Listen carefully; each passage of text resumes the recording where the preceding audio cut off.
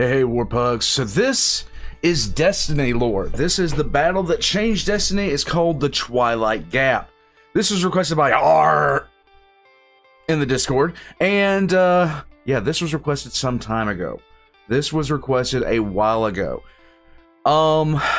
Guys, I am sorry I don't get to some of these requests for a long time. I do apologize for it.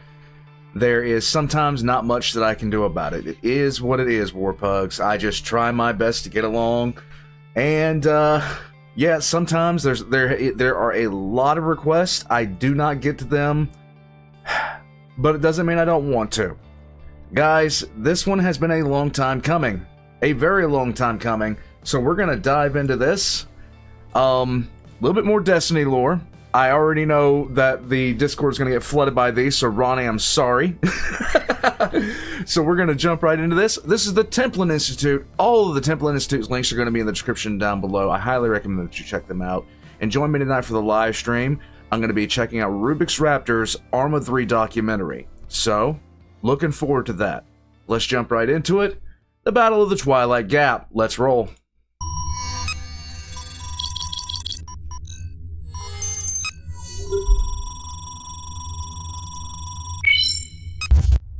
I love their intro. I always have. It has always been awesome. Biff, yes. Greetings, Institute personnel. My name is Biff here. Today I've been invited here by the Institute leadership to provide an overview to a critical event in the alternate universe of Destiny, the Battle of the Twilight Gap. Few events in the history of the Sol system would have such a profound influence on the remnants of humanity and the aggressive alien invaders from the depths of space that they did battle with that day. This battle is in many ways about not only the warring nations and the resources or location that they fought over, but it's also about a pair of cultural narratives and beliefs which, until perhaps centuries later, would be completely incompatible with one another. The battle would go on to become legendary in many respects, not only for the scale of the conflict or for what was at stake, but also for the heroes that fought there that day and the weapons that would be forged in its aftermath. I can think perhaps of no event that more dramatically defined the overall struggle of humanity in the alternate universe of Destiny. One where our back is against the wall and where a small number of legendary protectors might keep the hope of tomorrow alive. But to understand the battle, you first need to understand the two opposing sides in the conflict, what they had in common and why they were fighting in the first place. Perhaps more specifically, you need to understand what the two opposing sides were fighting over. To condense things quite simply, and to keep a somewhat human-centric view, it all started with the enigmatic sphere known to humanity as the Traveler. Okay, so I'm all for specific battles that cause major events. Like, one of my favorite instances in the entirety of 40k lore is the Ragdan Genocides, the first, second, and third Ragdan Genocide.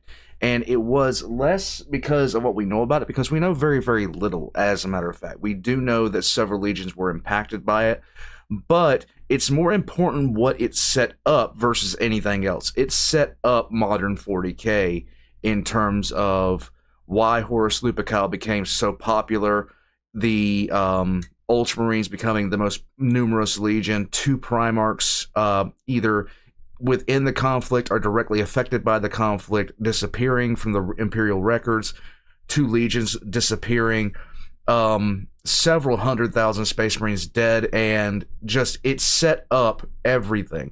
It is the direct reason why the Emperor eventually went to Monarchia to challenge Lorgar's faith to get him back on the ball.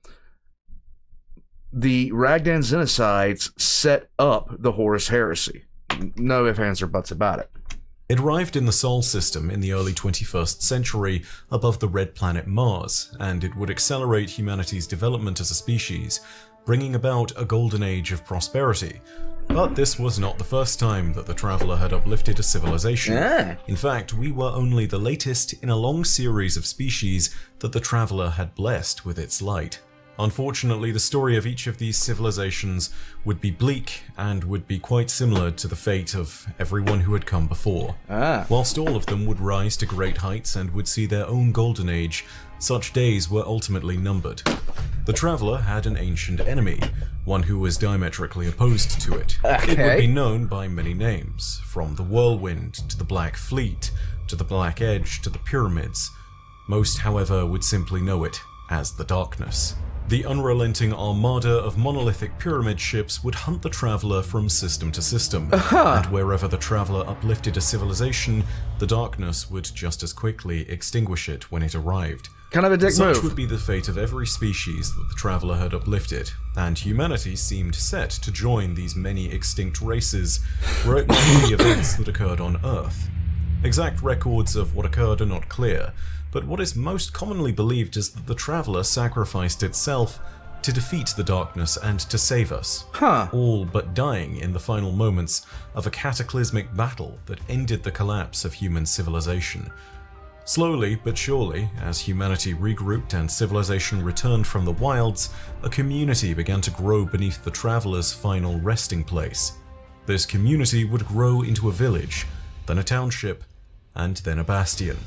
It would come to be known as the Last City. Along its walls, great defenses and towers would be built, and humanity would continue to survive by eking out a living in this last stronghold. This feels like a very common and quite understandable human story, the story of humanity as survivors. But humanity in this instance were not the only survivors in this story. And though they were the first that the Traveller had supposedly sacrificed itself for, they were not the first to see the benefit of its great power. Across the void of space, there was another species that had been previous beneficiaries of the Traveller's influence. To humanity, they would be colloquially known as the Fallen, the title that we gave to them.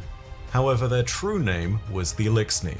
At their true height, when fully developed, they would stand between 7 and 10 feet tall and had 4 instead of 2 arms. They were resourceful, communal, dexterous, and highly skilled with machinery. They used to know the Traveller as it provided for them in their own system and allowed them to establish a multi-system empire. It was known to them as the Great Machine. Yes, now we're drifting into SCP territory. But the Elixni's time with the blessings of the Great Machine were numbered, and ultimately the apocalyptic forces of the Darkness came to destroy their civilization as it had done with countless others. However, whilst many of their species would stand and fight to the bitter end as the forces of Darkness came to snuff out their system, some Elixni houses rallied together and made the difficult choice to abandon their home system and pursue the Traveller across space. On this long and harrowing journey, the Elixni devolved culturally and went from a social and generally caring, compassionate structure to one that could best be described as brutal and despotic. In the long This is not surprising. This is a trope that happens a lot because, quite simply put, you can see societies that have done this in real time. You can see entire human societies that have done this in the real world, turning and shifting the entire society into something that you don't even recognize in a generation. Dark voyage between the stars, they turned from a once noble and proud people into nothing more than pirates, and their once wise and pious leaders, known as Kells, would turn into petty warlords. To give you an idea of how bad things got, the Elixni devolved to a point where they would cut off the lower arms of those amongst their species who failed in their duties, as a form of new terrible punishment. This was known as docking, and it came hand in hand with demotion. Only when one had proved their worth again could they be promoted once more, and only then would the docking caps on their arms be removed and they would be allowed to regrow them. The Elixni would travel in their ketches, the great ships at the head of their armadas, to the Sol system, and it was there that they would find humanity in disarray, the Traveller all but dead, and new territories ripe for the taking.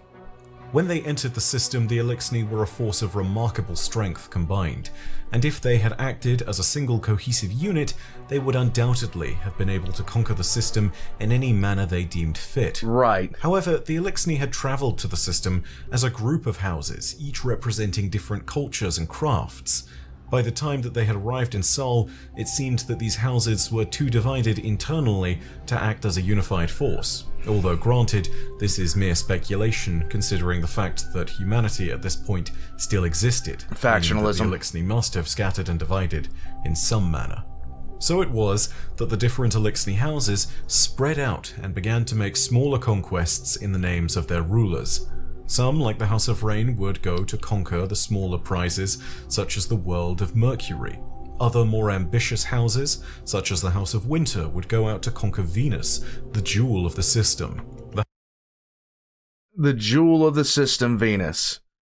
My God, what were we able to do during this time frame to make Venus the jewel of the system? The House of Wolves would opt for a more cautious approach, spreading themselves out across the Jovian moons.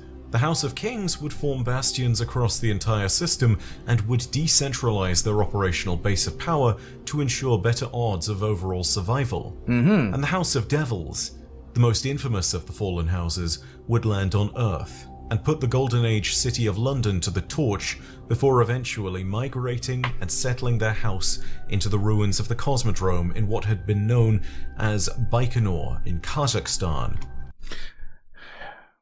It's like good old Ian Malcolm said. I know that's not his name, but Jeff Goldblum. They love to go for the monuments. They love to go for the monuments. But to the people of Earth in that time would once again be known as a part of Russia. Old Russia, as they would have called it. Remember that in this time period, humanity had lost most of its records of what came before, and so records are scant and scattered. The fact that they related Kazakhstan as a part of Soviet-era Russia once again is perhaps not surprising. Not really. So the Elixni would have their first encounters with humanity, and so humanity would come to know them not as Elixni, but by the moniker that had universally been given to them as both title and slur, the Fallen. But the thing about the Elixni is, whilst they were divided by their houses, they would all have arrived here in Sol for a single purpose. Though they might have lost their focus in the long dark voyage to Sol, and whilst their rulers at the time might have at this point all been looking out for themselves, there was still an element that could unify them, or at least could be used to keep the dregs in their lower ranks quelled and obedient. That was, of course, their shared dream of one day reclaiming the Traveller, the Great Machine as they put it, which now hung over humanity's great bastion of the Last City, defending them. However, for the Fallen, there was a problem. The Traveller, in its dying breath, had not only saved humanity, but had given them a remarkable boon. It had created strange flying creatures that were presumed to be autonomous robotic drones. These were called ghosts, and they could act as conduits for the Traveller's truer power, the light. The ghosts, however, were not as much of a problem as the ones they resurrected. These immortal champions could wield the powers of the Traveller through its light, and they were known, eventually, as Guardians, though they started out as light-bearers, without any real affiliation. So basically, these characters are the player characters in the games. I'm just guessing. The Guardians were the staunch line of spears that would not break so long as they defended the Last City. No Elixni, save for maybe the mightiest of their ranks, could stand against a Guardian in combat. Even if they were to succeed, Guardians could be resurrected almost without end. Fighting a Guardian was dangerous and costly, and most often they came in fire teams of 3 or 6. The only true way to kill a Guardian was to kill its ghost after they had died, thus rendering them both powerless and mortal. To say that humanity had a smaller, more elite force is absolutely an accurate description as a result. I think a small group of people that resurrect, wielding the power of essentially a massively advanced spacefaring civilization. I think you would be apt to say that this is a little bit of a hack. Force that the Elixni were unwilling to tangle with unless in the most dire circumstances. And so, the two sides to our great battle have been explored, as has the prize of the battle itself, the Traveller, or the Great Machine if you're an Elixni. And yet, the battle that would occur between the Elixni and humanity at Twilight Gap was not the first of its kind. It would not be the first skirmish between humanity and the Elixni. It would not even be the first large-scale attack by the Elixni on the city. Battles such as the Battle of the Six Fronts would be forerunners to this event, and yet the Battle of the Twilight Gap stands out amongst all of these. But why is that? I think the answer to that really comes down to three things. Firstly, it's the scale of the battle. Okay. How close fought it was, and how it defined the narrative of these two species. When it comes to the scale of the battle, this was not simply a band of fallen raiders or even an entire house of fallen. This was the closest thing that the Fallen had ever formed to a united front ever since they entered the Sol system, and therefore it was truly a bit of an unprecedented event. This was a united front of the four largest fallen houses left in Sol at the time, the houses of Devils, Kings, Winter, and Wolves. Now, thanks to a certain Queen of the Reef out in the asteroid belt, the House of Wolves never made it to the battle. But regardless, the houses of Winter, Kings, and Devils still took to the field united, and in this they represented possibly the greatest accumulation of Elixni left in the universe. Most certainly, it was the greatest accumulation of Elixni that had ever been seen in Sol ever since the first days of the migration had seen the Elixni spread out and follow each of their Kells to their respective prizes. This was, and still to this day is, the last great army that the Elixni had ever assembled as a united species. The one that not only represented their last best hope to reclaim the Great Machine, but also represented the first time in many generations that the Elixni had banded together for the cause that had first united them as they left their home system. So essentially this was the last stand of a species. The last absolute stand of... That's actually kind of sad. That's actually kind of sad, to be honest with you. This was perhaps a truly defining moment for the Fallen Houses, regardless of outcome, as they finally had the ability within their grasp to take the Great Machine back. Secondly, one has to understand how close this battle was. At the time, humanity was still in a place where it was vaguely recovering from a variety of wounds, both politically and militarily. The timeline of Destiny isn't crystal clear, and the spacing between these events might have been substantial enough to mute their effects, but we know for a fact that the Battle of the Twilight Gap took place after the exile of the warlock Osiris and the defeat of humanity on the moon. Osiris's exile was a political schism that split some Guardians away from the governing consensus of the Last City, and caused a number of the Guardian protectors to develop an attitude that was distrustful of their leadership. Nice. One could argue that this sentiment might have grown even if they'd not exiled him, but essentially this left humanity in a place where the unity of the city's protectors was somewhat shaken. Now, one can certainly debate the requirement of unity for a force to cohesively fight. After all, each individual Guardian was an elite protector all in their own, and small fire teams of 3 or 6 could hold down certain areas with ease if they were coordinated in their small blocks. This seemed fine and reasonable.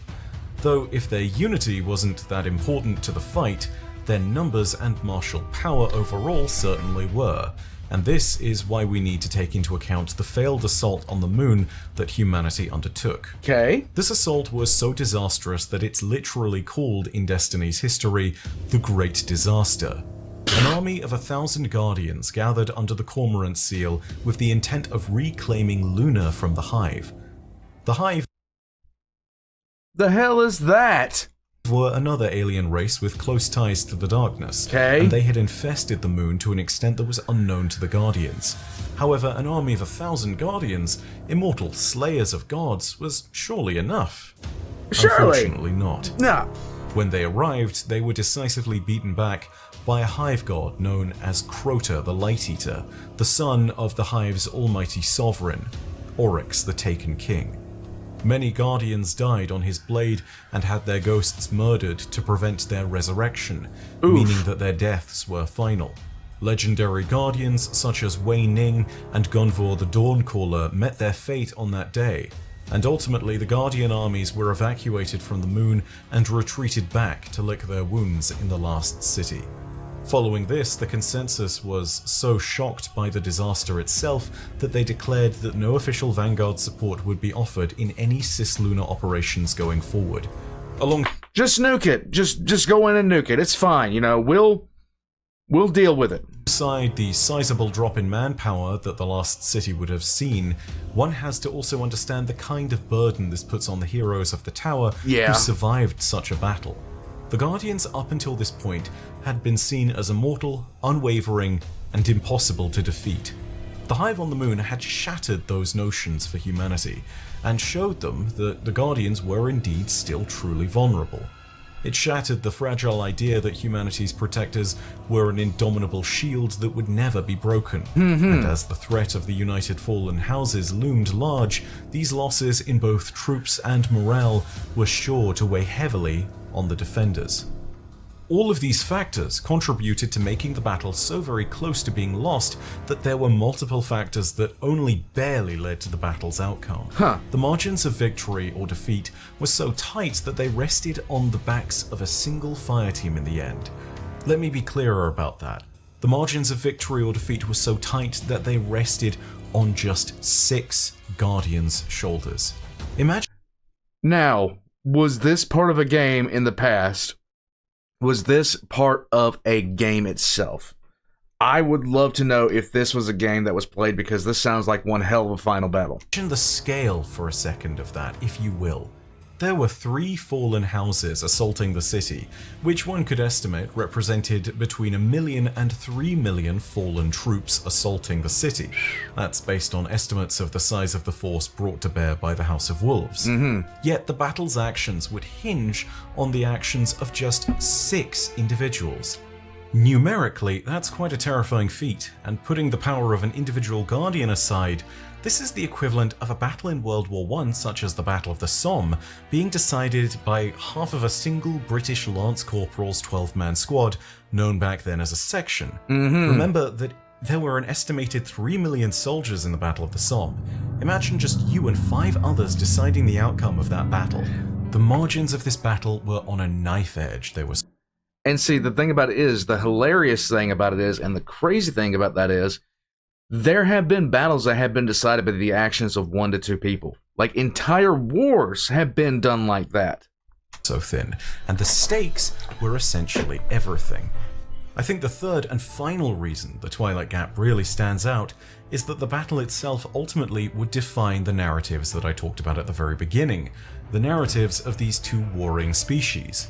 For the Elixni, victory would have meant redemption and reclamation in a most legendary manner, but it would also potentially offer them a chance to reunify their entire race. Right. Elixni legends spoke time after time of the promised messianic figure known as the Kell of Kells, one who would unite the disparate houses, rise to a station above all others, and who would be acknowledged as worthy of the title by the Great Machine itself.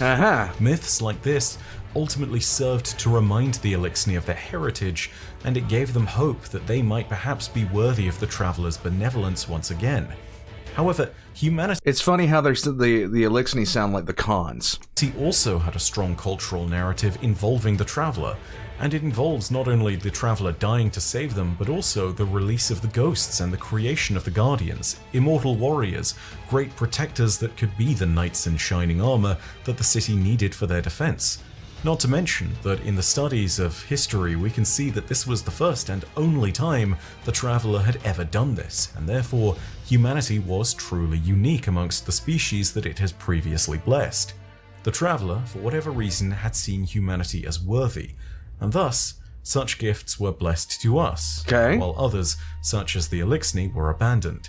2 powerful cultural narratives would come to clash alongside the armies at Twilight Gap, and much like those armies, only one of them would reasonably be considered the victor by the end of the day. So now you understand the scale of the Battle of the Twilight Gap and why it's best remembered. But how did all of this happen? What actually went down? Well, it started with the union of the 4 great houses of Elixni, which gave humanity a variety of unintentional warning signals. Guardian Hunter scouts throughout the system likely reported fallen craft converging on Earth and the last city well in advance, and so the defenses of the city were prepared. The leader of this defense was a figure of legend, the Iron Lord Saladin Forge, who had protected the city since before its great walls had been raised. At his side were another pair of respected titans, Commander Zavala, who would one day go on to ascend to the position of Guardian leadership amongst the Vanguard, and Lord Shaxx, a former warlord of Old Earth, whose skill in battle and raw determination was legendary. Nice! Together, they would stand side by side with legendary Guardians in their defense of the Lost City. The details of the battle itself are often fuzzy, to say the least, but what we do know is that the Fallen assault eventually reached a tipping point at the defensive weapon emplacement near the city's border that would give the battle its name, Twilight Gap. Originally, the Fallen were gaining ground. I love stories like this that just has so much world building in them. It's like this. So there are certain wars in 40k, Siege of Vrax, Armageddon, things like that. There's so many other wars that happen in the universe, but you get to learn so much about one war in particular, and it's just so good. And the little things within them, the little tiny tidbits of lore that you learn that are just so cool to learn, that turn it from a game into an actual universe. And their victory seemed all but assured.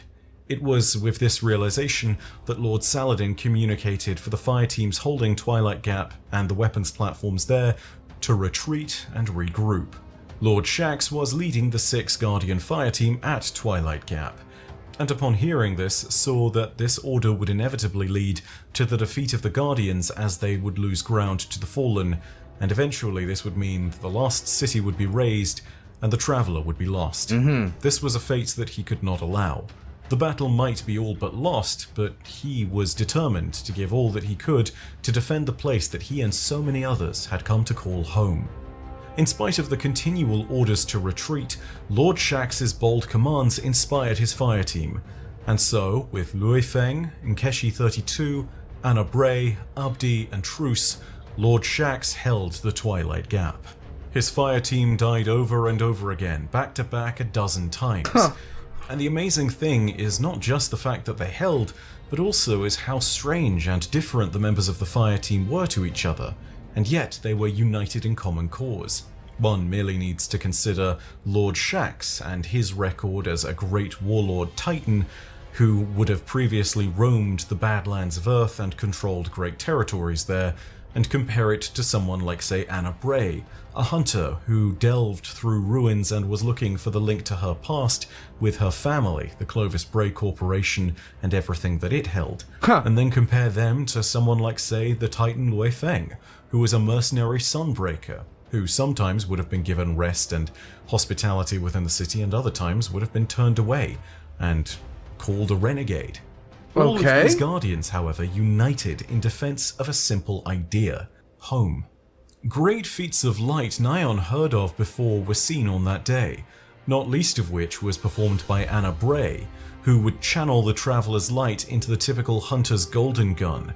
However, the power of her golden gun was so legendary that supposedly where she fired it, residual light could still be found to this day on the battlefield. Light that, in the story of our own Guardian, we would have been able to find.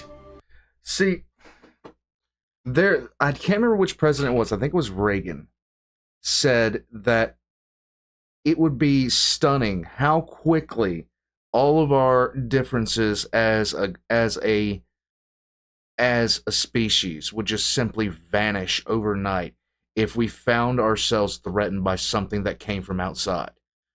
And it's very true. It's very true. I think the one thing that can unify humanity within the week where we wouldn't care about anything else anymore is if something came from outside. It's kind of the same as in the States. You know, in the United States, like after when the United States was attacked in the past, the unification happened instantaneously. Nobody had time. If you were sitting there talking and trying to bring up like political gaps or anything like that, nobody had time to talk to you. It's not the time for that. Shut up. We don't care anymore. We've got somebody's ass to kick. And that was the general consensus. Like, I remember after 9/11, that was the case. Everybody was walking around And it didn't matter if you had just argued with this person over political things, or if you knew this person didn't like this person because they were a different race, or if this person was gay and this person didn't like. Nobody cared. Nobody cared. We have an ass to whip now. We have a ass to whip. And that was the general mood for several years. They fought doggedly for every inch of ground, giving barely anything to the numerically superior fallen forces. But in time, the sheer stubbornness and determination of Shax's brave fire team paid off. The fire team had given Saladin the time to rally the remaining Guardian forces in the city's Ridgeback district, and a decisive counterattack was launched to fully blunt the assault at Twilight Gap. Now joined by Saladin, Zavala, Andal Brask, Saint 14, and many other legendary Guardians in the defense of their home, Lord Shax's fire team began pushing back the fallen houses until their assault was broken and their resolve shattered. Nice.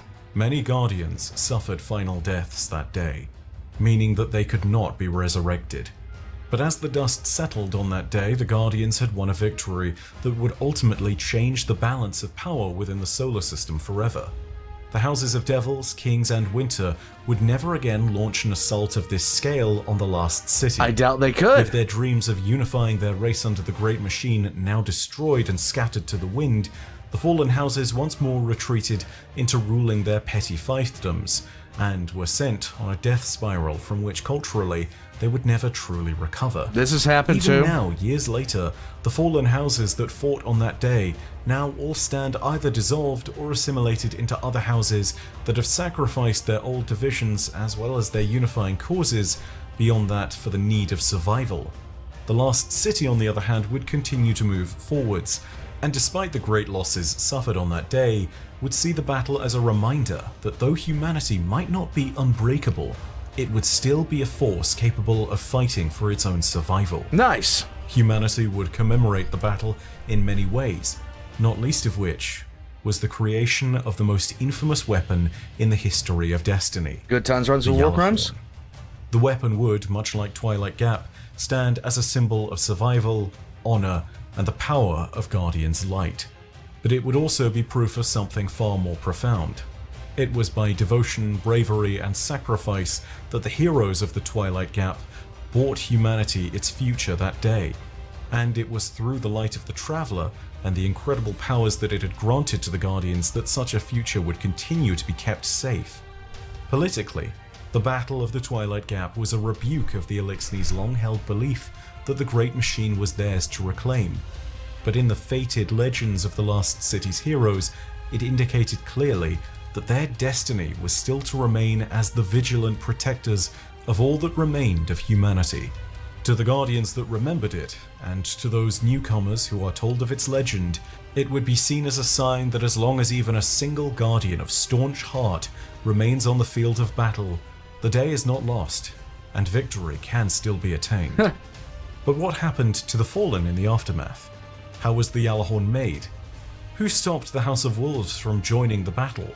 Did the Last City ever fall to foreign invaders? On my channel I cover this and many other mysteries from the alternate universe of Destiny. If you enjoyed the video and you want to learn a little bit more, then feel free to take a look at the rest of my content over on my channel. Much like the team over here at the Institute, I'm one for regular long-form content, and I was so delighted to be able to make this video in collaboration with them. Of course, you should also go ahead and take a look over at my channel for the Templin Institute's own video that they did on my channel, which is part of their Arsenal series. Something that you might want to watch if you want to learn a little bit more about the fabled Yalahorn. Thanks again to the Templin Institute. Remember to subscribe to them, to like this video, and to leave your own thoughts down below. They've been an absolute pleasure to work with, and I look forward to hopefully seeing more of you all in the future, whether it's here on the Institute's channel or in the alternate universe of Destiny. But in the meantime, my name is Bife. Horodacia ad Astra. I'll see you, Starside. That is so cool. I love the fact they collab with him like this. I'm just saying. I love the fact they collab with him like this. This was pretty awesome. God. I can only sit back and thank Pankers No Work, Warrior Tier, Avalon, and Baltimore for collabing with me on projects before. It's always nice to have that and just enjoy that sense of camaraderie with people. So this was actually really, I enjoyed it, okay?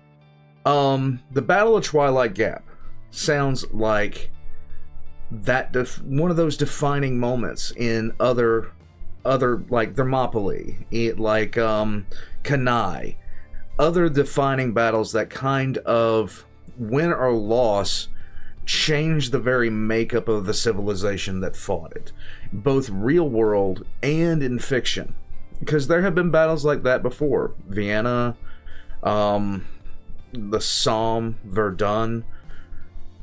These battles changed the way that we perceived ourselves. They changed the way that we perceived ourselves going forward and then. Guys, Battle of the Twilight Gap. Let me know what you think in the comments section down below. I'm going to have all of the Templin Institute's links in the description down below, as well as My Name is Biffs. Thank you guys so much for watching with me. Join as a member at Patreon for early access, and I will catch you guys next time.